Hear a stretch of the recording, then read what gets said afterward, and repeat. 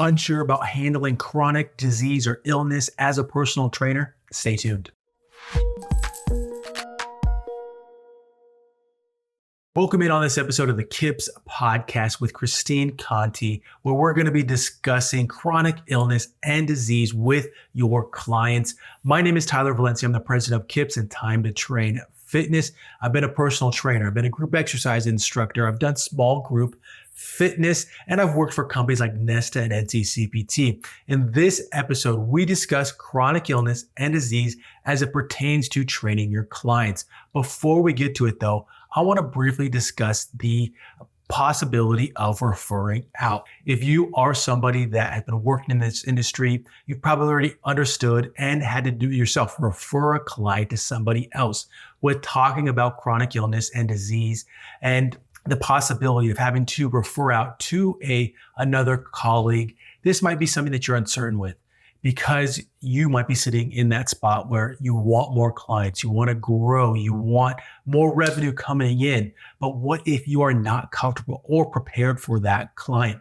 There is nothing wrong, and it might be beneficial to you in the long run to refer out your client because of the possibility of injury, or you are just uncertain or inexperienced in that area. It might come back to you in the future that a new client will come to you and you will be prepared, or the colleague that you refer out might come to you as a thank you and give you a client because they appreciate your willingness to work with them and refer a client to them.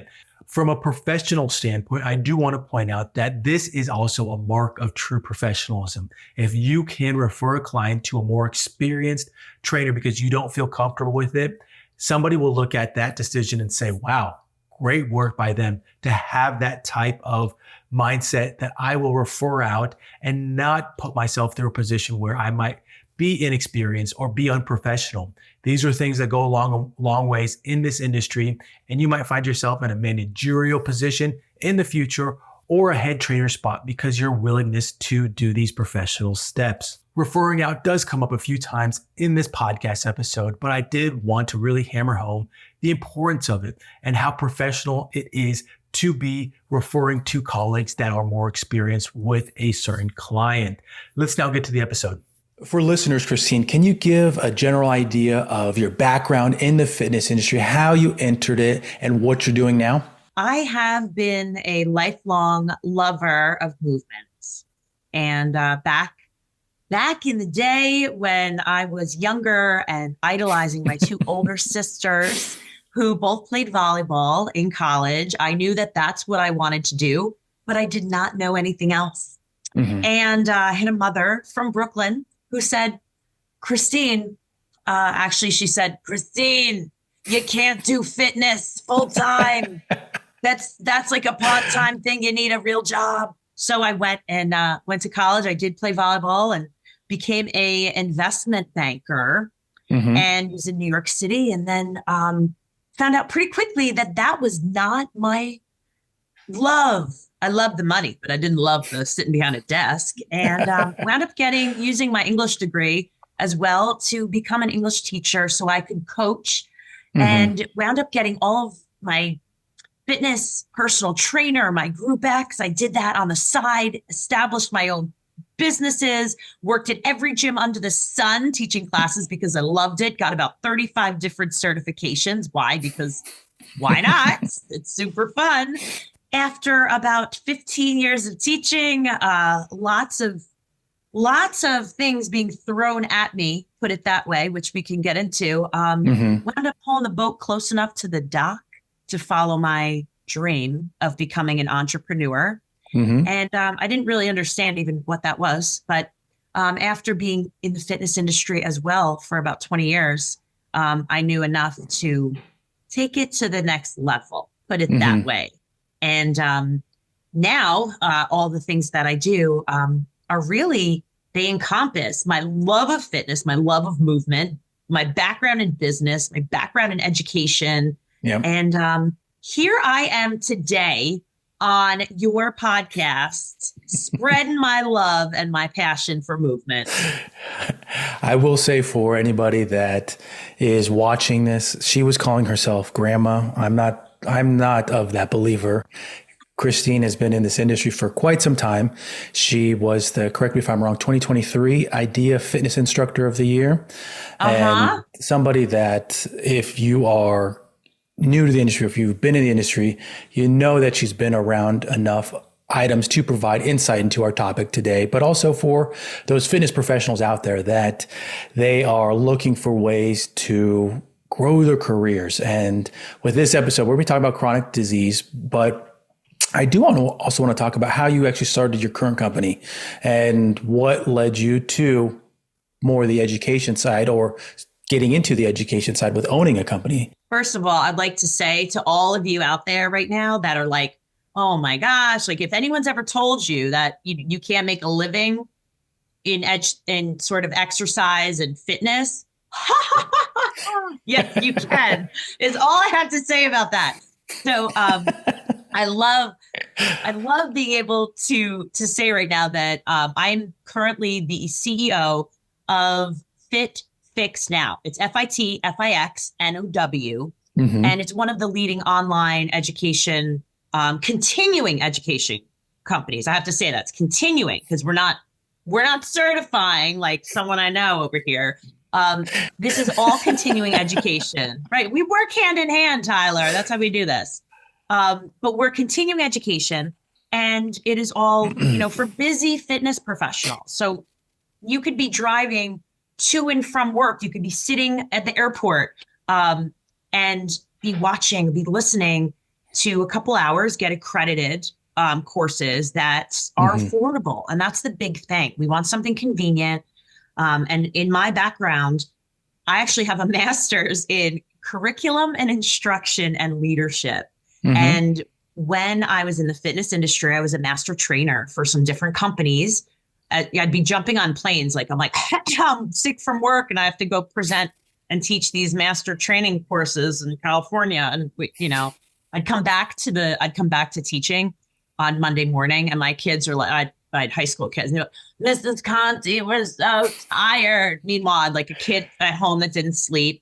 I just got off a red eye from like Dallas, and I'm like, you don't understand tired kids, But that's the thing. It's I always loved educating, and this whole idea of, wow, I got to educate through these master companies. And then because of my background in curriculum and instruction, I was taking some of these courses, some of these great fitness companies, and linking up their programs with state and national standards. So I would be writing these manuals and these courses, and I loved it because I'm like, wow, this is like best of both worlds. I get to do fitness, I get to do education. And that's how that started.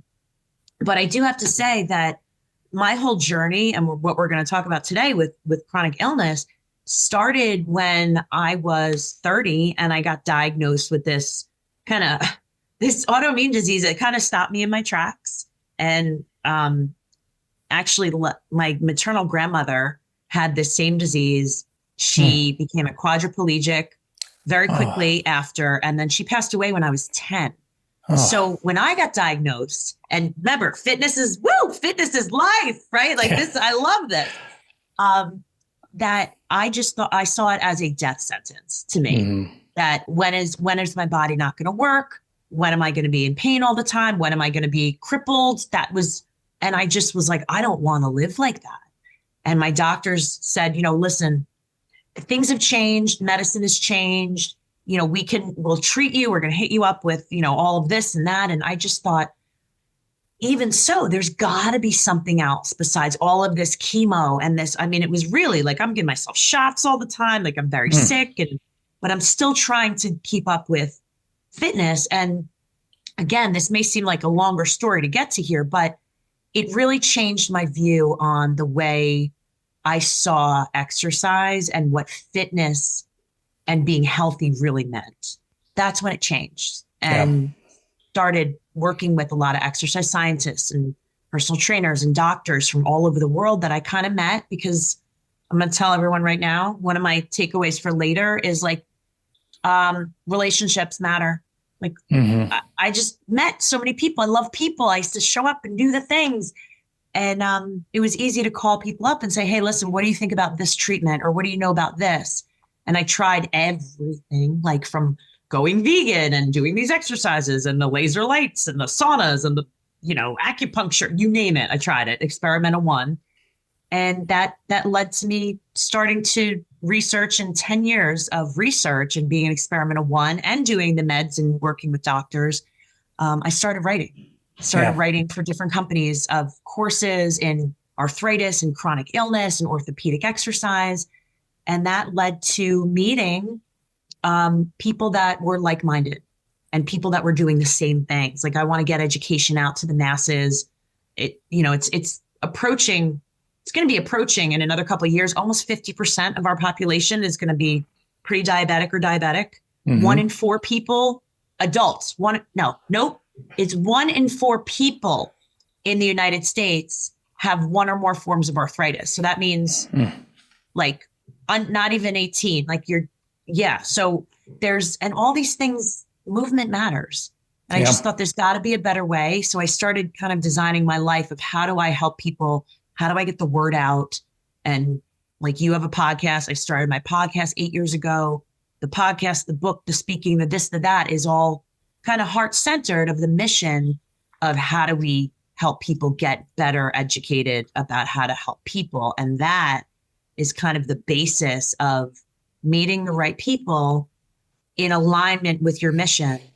That's how I got into eventually acquiring a company like FitFixNow, which that's their target.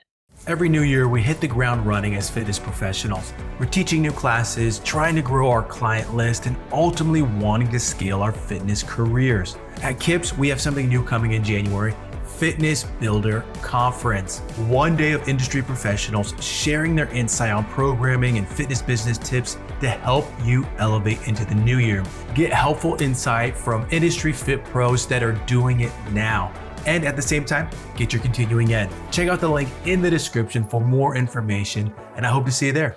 I will say that in my career, the fit pros that have sadly had to go through some type of chronic illness, they have a wealth of knowledge that has come from a passion of, how do I heal myself through exercise, through other things other than we'll call it traditional Western medicine. Right.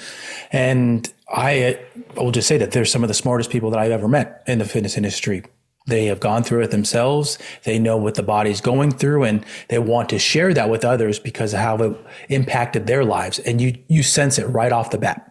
There's no question about it that, oh, wow, they know what they're talking about and they want to help you. There's no ulterior motive of what's coming with their programming or what they're trying to do. It is from a place of, here is something that has worked for me. Here is hopefully prescription for you. So I love hearing those stories because of how it can help others. It brings a different light to a situation that some might be going down a path that, it's not going to work out, but I enjoy these stories for everything that you just mentioned there. So thank you for sharing that. I'd like to shift our episode here to the beginning of, we'll say, of a personal trainer, that they are doing a fitness consultation, or it's that first session, and they have somebody in front of them that has a chronic illness. And these, I feel like, are sensitive topics for both parties. How would you recommend somebody in that position? Because I know from all the ones that I've done, you go through your HHQ, your questionnaire, and sometimes they do come up. Oh, and you almost get thrown back a little bit. Oh, how do I handle this? What are some of your pieces of advice for a fit pro in that situation?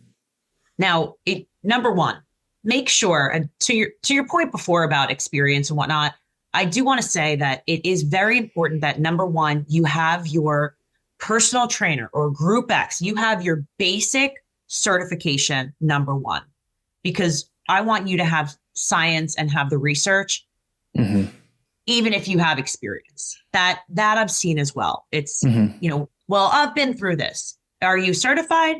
No, but I learned, no. Both. It's the same as if you read a book. It's totally different than having experience. I can read about jumping out of a plane, but it's not the same as jumping out of a plane. I will tell you this. Okay. So that's really important to think about. And for those of us that, listen, you don't have to have a disease or to have the same condition as the person that is in front of you as a personal trainer, to help them to best, to best design them a program. Yeah. That's number one. So sometimes people think, oh, I have this disease, and the trainer turns around and is like, oh, I know what you mean because I had this and I did that. And okay, let's time it out right here. It's not about you. It's not about you. Yeah. It's about them. One of the best things to do is listen. Mm-hmm. Listen to what they have to say and take it in. You don't have to comment on everything. You don't have to tell them exactly how they feel, because you don't. Everybody is different. So the very first thing, if you are a trainer and you're at a big box gym or you work for someone else and you have, you have an hour with this person and you don't have a lot of freedom, it's different than if you are on your own. Mm-hmm. That is number one. Personally, if you can work privately with someone with a chronic disease or has something, again, remember that chronic diseases can be depression. Mm-hmm. They can be mental. They can be addicted to drugs or alcohol, or it doesn't have to be cancer. People think like, oh, no. Parkinson's, Alzheimer's, they're in different stages. You could have someone that doesn't have a leg. This all goes together. But I always start, if possible, with about 30 minutes of work, 30 minutes of movement. Even if you have an hour session, you have to. 30 minutes is usually enough time to talk, to move, to talk again or stretch. You want someone to come to you, and they may be someone, you have to remember this, they may be someone that has been told, I go to the doctor and the doctor's like, you know what, you've got type 2 diabetes and you need to lose weight and you need to exercise. Bye. They've never been in a gym before. They're 150 pounds overweight. They've got terrible arthritis in their knees. It's not just one thing. You've got like a smorgasbord of things going on. Yeah. So what I like to do is the first time I meet with someone, I usually have them fill out that client intake form. I have a special one for people I know have chronic illnesses. Mm-hmm. So let's take they have, a severe autoimmune disease. They've got, some form of arthritis. They'll fill it out, but then I sit down with them and we talk. First session, just talking, no movement, because I want to build that rapport. I want to build the trust. And you may be saying to me right now, but Christine, their pet. Nope. I do not care. This person needs to trust you because they hurt. They don't feel good. If you mess up this part and you put them through something that they're not comfortable with, and now they leave and they're in pain for days, you lost them. Yeah. Don't think about it. So that's number one, is just the talking. Where do you lie on the comfort of it in terms of if you haven't had experience with somebody training them that has a chronic illness, do you think that it is go through the process, go do your research and onboard this client, or should they go immediately to the refer them to a colleague route? Where do you lie on that? So this gets sticky, right? Because there's a lot of people that you're a trainer and you want the money and you want the client, and someone says like, hey, I've got early onset Parkinson's. And you're like, oh, okay, I can do this. Yeah. I know a little bit about Listen, there's two things. Number one, there are a lot of resources out there, whether it's for someone with exercise or not, that you can learn about what does it mean to work with someone with Parkinson's. If you're really familiar and you've got a Parkinson's, specialist certification or whatnot, yes, because you've kind of gone through this. So that's number one. If you do want to work with people, I highly suggest you take some of these extra courses. The other thing is that ask them, hey, listen, this is my favorite. Ready? So someone says they write down on their sheet. If you got that sheet ahead of time, you've had time to research what it is. Because if someone sits down with you and they say, Tyler, I really want to work with you. I've been diagnosed with ankylosing spondylitis. And there's certain movements that if you have no idea what the heck ankylosing spondylitis is, don't make it up. Just, hey, listen, I'm not really familiar with ankylosing spondylitis. Will you tell me about how you were feeling, why you went to the doctor, what diagnosis, and what it is now? That's good. Ask them. Be honest. And then if they're, open, hey, I've got my personal trainer. I've been training for a certain amount of time. I promise we're going to go through a full assessment and you're going to talk to me through the entire thing. That's okay. Because at the end of the day, the one thing I've learned is that the biggest problem is not being willing to work with people sometimes. Mm-hmm. Movement is not medicine. Medicine's medicine. But movement can prevent the onset of more severe symptoms. The worst thing someone can do is nothing. Yeah. So trainers, we have to be, hey, you know what? I always put people through this bench press thing and the legs and the hang cleans. Not for this. No, they don't need to do that. They need to be able to get up from the toilet bowl. They need to be able to lift a pot or dishes. They want range of motion. They're not looking to get into teeny weeny, itsy bitsy yellow polka dot bikini here. Like, we just want to get in and out of the car. Yeah.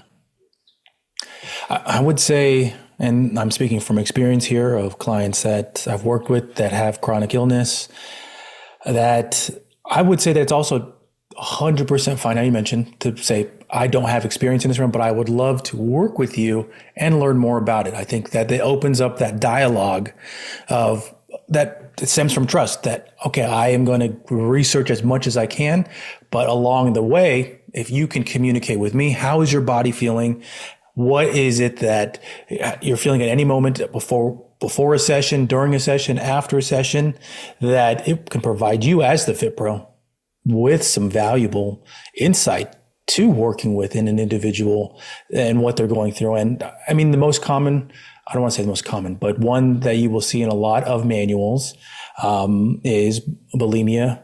And if a client says this, they are sharing, they're opening up to you, first of all. So if you were to immediately say, oh, I don't feel comfortable doing this, that is almost a way that they might take it negatively. And I'm bringing this up because these are situations, these are things I've talked about in different videos about how these are sensitive situations that you are trying to break down barriers for a fitness consultation in order to get them to open up. So if they share this information with you, do not react in a way that's going to make them feel ashamed of anything, because they are there they want to better themselves. They want help, and you could guide them in a way that transcends this session, this consultation, or whatever that you're talking to me. Maybe it's on the phone. So I just wanted to put that one out there right away.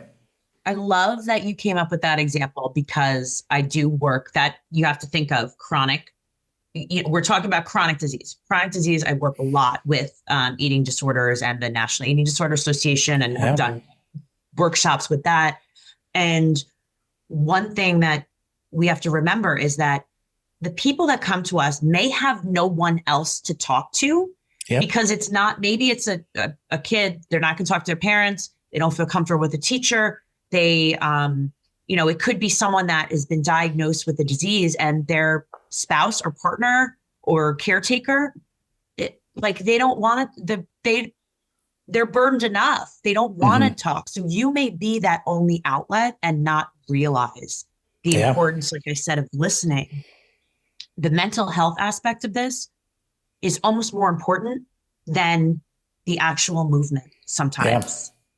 And as trainers, we're so conditioned to, we're going to have a benchmark, and then we're going to reassess. And next week we're going to try and add more weight. And then it's not what it's about. Yeah. It's so crazy that what you learn, like, for example, this is great. Personal trainers, you ready? So if we're working our biceps, what should we also work? Triceps, right? The opposing muscle group. So it's like you have arm day, right? It's like arm day, you have leg day, right? You do biceps, you do tricep. So this is interesting.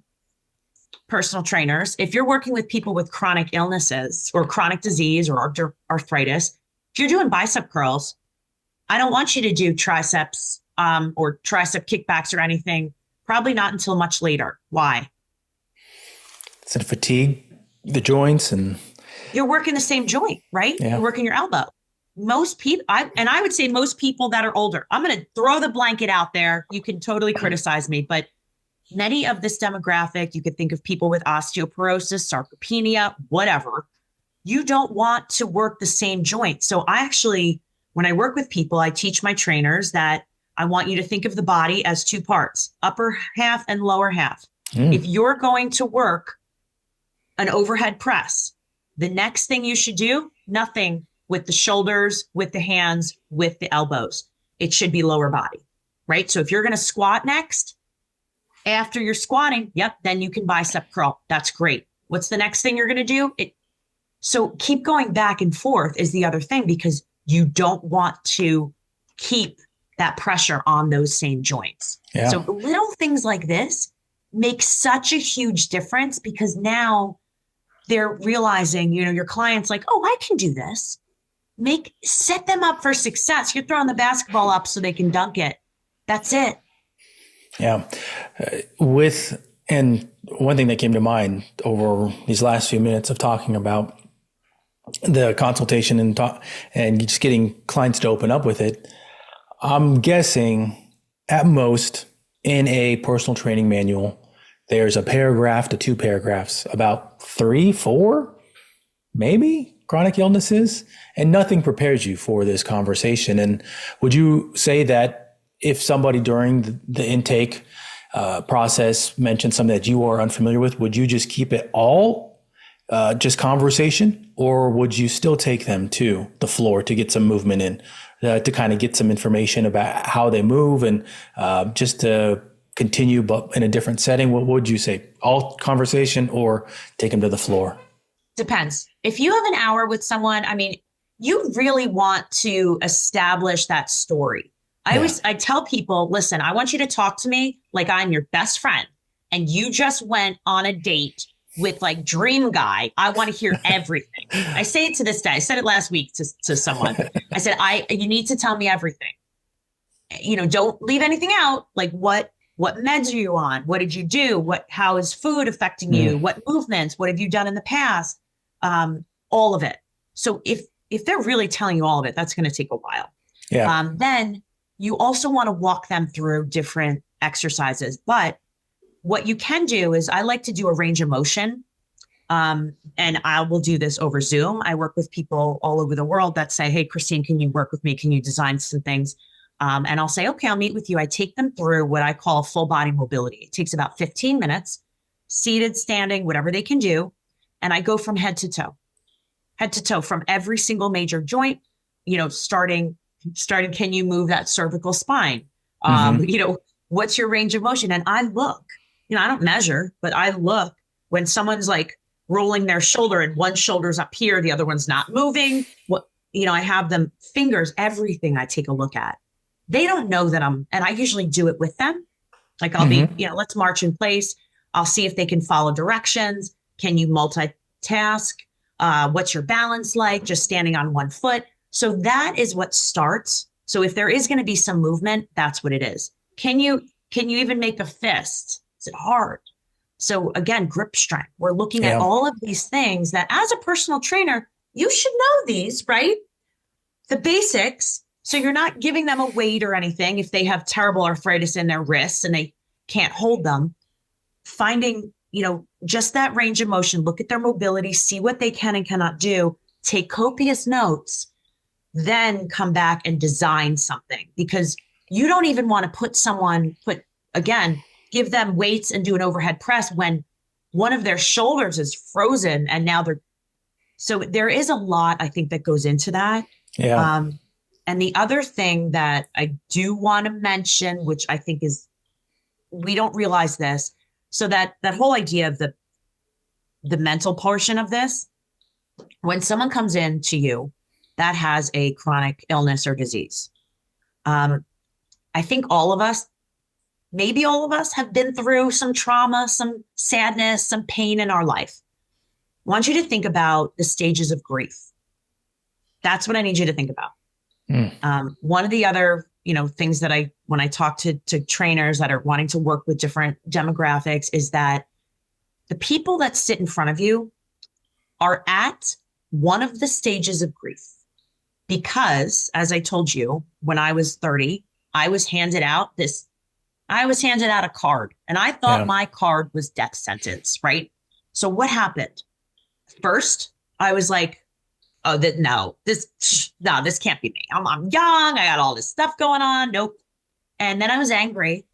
Like, this is fuck, right? Then I was in the kind of debate phase of like, all right, God, if you believe in a God, like, all right, God, like, what if I just am a good person and it'll go away? And then, there comes to a point where you're depressed and you're like, oh my gosh. And then it finally comes to acceptance, and acceptance hopefully is the point. Hopefully, right? That person in front of you hopefully has gotten to acceptance because they're taking a positive step to do something to help themselves. They're in the gym facility, but many people, it's not their choice. Many people, like, they've brought here because, my physical therapist or my doctor said I had to come, or my wife or my caretaker said I need to do this. So you have to figure out what stage of grief are they in? Because many of them, if you don't get that trust of like, hey, I understand this, you're depressed right now, or you're angry, they're not going to do anything. They're not going to try anything new. And they're going to be hesitant. That may be the only 1 or 2 times you ever see them. Yeah. So figuring out where they're at, and again, eating disorder, cancer, alcoholism, whatever, that is one of the biggest things. Oh yeah. I would say these are next level things for a trainer to have to process. That this is when you got to be on your game, and you have to be ready for these, because you don't know. You are conditioned when you enter the industry. Here is step 1. I take them through this form, assume that everything's going to be fine, and then I take them through my regular spiel, and then I try to pitch them at the end. And these are things that can throw a wrench in that whole process. Because the one that comes to my mind is goal setting. You are conditioned as a trainer, somebody that works in this industry. What is your goal? And how do I then motivate them intrinsically, extrinsically? How do I take these terms that I learned in my manual, and how do I apply them? And goal setting might not even be a part of your conversation. How do you handle that as a personal trainer, as somebody that is just starting to work with somebody with a chronic illness or disease? What is the goal setting like? What would you say? We're conditioned to be really, goal oriented. We're very competitive, and we know what we want. You need to take that playbook and you need to rip it up, because it's not the same. Yeah. It's not the same. Like I said before, goals can be, today we got through 30 minutes without having to stop and sit down. Wow. Yeah. Today I noticed that you were able to hold on to your weights because you weren't able to hold on to them, a couple of weeks ago. There's different things that when you talk to them, hey, they're open to try a new exercise. They're open to try a new machine. There's no weight on the machine, but they tried it. They sat in it, felt what it feels like. These are the mini steps that to us, they don't seem like a lot. To someone else, it can be unbelievable. Yeah. So those are like the little things, whereas you're not going to have that benchmark. You're not going to have that we increased weight, this and this.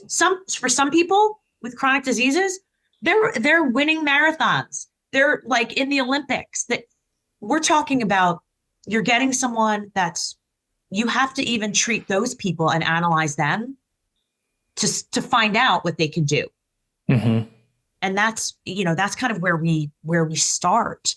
So those are little things, little goals, and ask them, hey, how you feeling? Is your energy up? Maybe Yeah. their energy's up. Maybe they're in less pain. Maybe it only took them an hour to be less creaky in the morning, and it usually took them 3 hours. Very, very eye-opening things to process. And I say that because it could be eye-opening for a trainer that, oh, wow, like it's a very different situation that I'm used to. And I can recall from when I used to work in bigger box gyms that when I would get a client that is very severely fatigued after half a set, that And it's you got your clipboard, yeah, right? You're like, you only did half the workout. Like, I can't. it's very different to process. What would you say, or what are some resources, free but also paid resources that you think are great, and for somebody that is new to the industry or an existing trainer, I could say works for that as well. This example that they got their client there and like, hey, I need to go research and come back with a more educated response to this client, whether I'm going to take them on or whether it's out of my scope. What are some resources that you usually go to yourself? Okay. Aside from FitFixNow and KIPS, Yes. Yes. aside from those, okay. I had to, you set yourself up for that one. So I love, first of all, yes, there are some really great online, specialist courses that you can find. And I know that the Medical Fitness Association, the MedFit Association, the Functional Aging Institute, the International Council on Active Aging, those are all great resources. But personally, if I'm like, hey, I just want to know more about this, please go to pubmed.com. I use that as a resource all the time just to pull up articles. PubMed.com. You could just search research in Parkinson's. The Mayo Clinic. Holy moly. I read from the Mayo Clinic articles all the time. MAYO.com. Mayo Clinic. And then Harvard Health, I will go on to. I have to say that I will even go into I'm a runner and I read like Runner's World magazine, and I may have written an article about running and arthritis and whatnot in there, but there's really good resources, even in any of the health and fitness magazines that you may be reading magazines for personal trainers or whatnot. Those articles in there are usually really good. And the authors are usually, really high quality. So again, Harvard Health, Mayo Clinic, PubMed, those are my three, aside from really taking a look at just doing a little mini course of like Parkinson's, just get an idea of what that is. Yeah. Because there may be a point, like what you said before, are you not comfortable? You may really, truly not be comfortable because you're going to see people with Parkinson's or Alzheimer's if they have tremors. Sometimes they have Tourette's, and they'll change their complete mindset because their frontal lobe is affected. And you have to be able to be that person who's comfortable with that. Yeah. So that's a very good point there. And what I would say, if you are looking at PubMed and you're thinking another resource, I just go to Google Scholar all the time, and you could see which ones are available for PDF download. I know that our industry is filled with individuals that have initials after their names. Both of us have initials after their names, and some of the brightest people that I've ever met, they have the most basic, but they do their research. They will take the time to research enough to continually improve the programming, improve what they're offering for their clients. They're not stuck. That's a bad word to say. They're not staying stagnant with their education. They are continually researching, collecting data to improve their services. So you provided some great free resources right there. Like I said, Google Scholar. I know that one of the things that we talked about before with YouTube, there is a lot of great information out there on YouTube, and individuals in the same boat that are either training or have gone through a certain illness, and now they want to share and things that can help you in your profession. So Really great stuff here, Christine. We're going to get to the podcast takeaways right now and how I always explain these. And you will like this. And you might actually know exactly what I'm talking about now that I think about it out loud. That the podcast takeaways came from, I was watching a documentary on an individual that he did 50 Ironmans in 50 states. I believe it was a documentary called Iron Cowboy. I don't know the I know Iron Cowboy. That just came to me because I realized what we were talking about before we started recording. And he was asked a question about Ironman competitions. And when I saw this question, I was like, I'm going to twist that for my the KIPS podcast here. So, Christine, what are 3 myths about the fitness industry? 3 myths about the fitness industry. Number 1, everyone in the fitness industry is healthy. Number 2, everyone in the fitness industry is as successful as they appear online. Online. Ooh. Shots fired. And well, hey, you have to have a persona, right? Okay. And myth number 3 is that they are just like you. Interesting. That there should not be this air of I'm better than you. Just because they're on stage doesn't mean that they are better or more knowledgeable than you are. I like that. We all have different strengths. Yeah, I like that a lot. And I will expand on that last one as I do to help wrap us up here. I was just told by my mentor recently when I came to him for advice, and he framed it as I was going into a business meeting, and he mentioned this individual is just ahead of you. They are more experienced at the time. They are not better than you, that they are just ahead of you in the timeline. I know that when you enter this industry, you are sometimes afraid of colleagues that have been at the gym for 4, 5, 10 years, and you're just this new trainer, but they're just ahead of you in the timeline. That doesn't make them better, just ahead in the timeline. So I like that one there. Before we sign off here, Christine, can you give website, social media, any ways to find you online? Oh, of course. So I'm here to help everyone else, not just be average, but be awesome. That's what this is about, right? Yes. So I'm really easy to find. I've been told I'm very Googleable. That's a word. So if you are looking for continuing ed, that is on FitFixNow.com, FITFIX.com. And then you could find out more about me and all of what I do in all the other books and podcasts and everything else at contifit.com. It's just like my last name, CONTIFIT.com. 2 Fit Crazies and a Microphone's the podcast. The book is Split Second Courage, but I am here for you. So please, I'm an open book. Reach out at any time if I can help you with resources and even connect you with someone to put you in a better place. Because that is what we're all about. Yes, and that information will be in the description for this episode, whether you are watching on YouTube, listening on Spotify, or Apple Podcasts. You could find Christine there. Thank you for coming on and providing great insight into a topic that hopefully is eye-opening for our listeners, our watchers, and if they want to chime in on the comments, that'd be great. But Christine, thank you for coming on.